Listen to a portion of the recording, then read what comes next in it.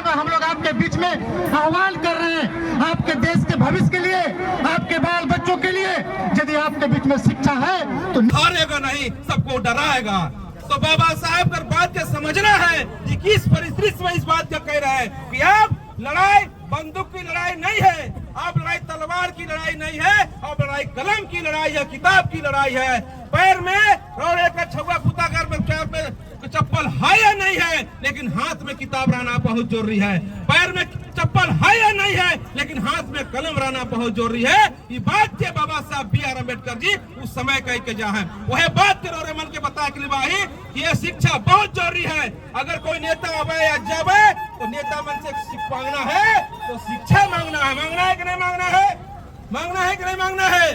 शिक्षा से ही रोरे मन हर चीज को प्राप्त कर सकेला।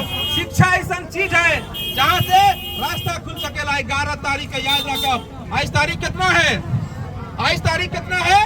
निश्चित रूप से आप अच्छे तकनीकी ढंग से अपना नौकरी, अपने व्यवहार, अपना रोजगार, अपना खेती बाड़ी भी करने के लिए शिक्षा की जरूरत है।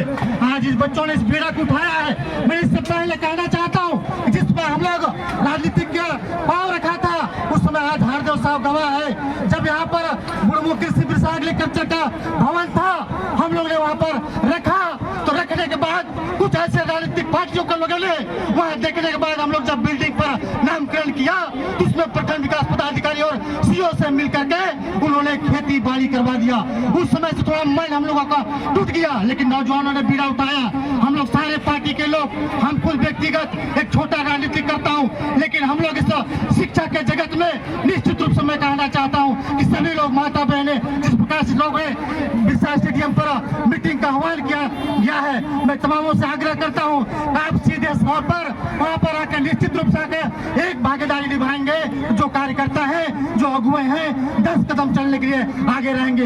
ये भविष्य मेरा है, ये भविष्य यहाँ के बाल बच्चों का है। निश्चित रूप से यदि हम पढ़ाई लिखाई करेंगे, जो आज हम लोग बेरोजगारी का मार्ग चल रहे हैं, लोगों को, दूसरों को बेकार की बातें करते हैं, हम स्वयं करेंगे और स्वयं अपने भविष्य को हम निखारेंगे।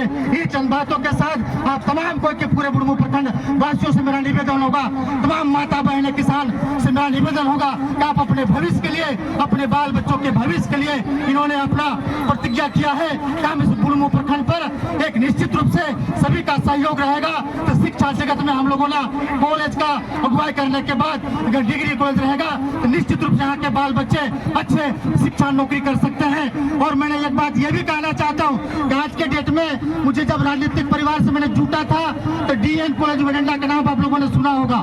मैंने ये भी शिक्षा के जगत में किया, मुझे कुछ नहीं होने के नाते भी वहाँ के ईंटा का दीवार, वहाँ का बेंच का अगर कहा जाए तो कहीं न कहीं शिक्षा के प्रति, यहाँ के लोगों के प्रति, यहाँ के बाल बच्चों के भविष्य के प्रति मेरा वहाँ को दायित्व है। मैंने डेस्क बेंच अपने से लकड़ी कंधे में लेकर के गया। मैंने ईंटा बनाने के लिए रातों रात कोयला ला करके लिया, तो मैंने अपने लिए नहीं किया है, मैं पूरे समाज को देखता हूँ। क्योंकि मेरे बुढ़मू प्रखंड जो समाज है, जो पूरा प्रखंड है, उस शिक्षा के जगत में बहुत पिछड़ा हुआ है। आज नौजवानों के तत्परता के साथ और नौजवानों के दिखावे के साथ इन्होंने शिक्षा को अवसर को समझा कि हम लोगों के बीच में निश्चित रूप से शिक्षा रहेगा, हम आगे बढ़ेंगे, मेरा भविष्य सुधरेगा। इन्हीं चंद बातों के साथ 11 तारीख को बुढ़मू स्टेडियम पर आप छोटे छोटे सहयोग करके, एक एक आदमी के एक सहयोग से निश्चित रूप से जिन लोगों का सपना है, इस सपना को हम लोग पूरा कर सकते हैं। चाहे यहाँ की संसद की बात कहा जाए, चाहे के विधायक की बात कहा जाए, लेकिन उन लोग बात को नहीं रखते हैं। आज मुझे किसी चीज को कहने की डर नहीं है। अरे थोड़ा थोड़ा पहल करोगे तो निश्चित रूप से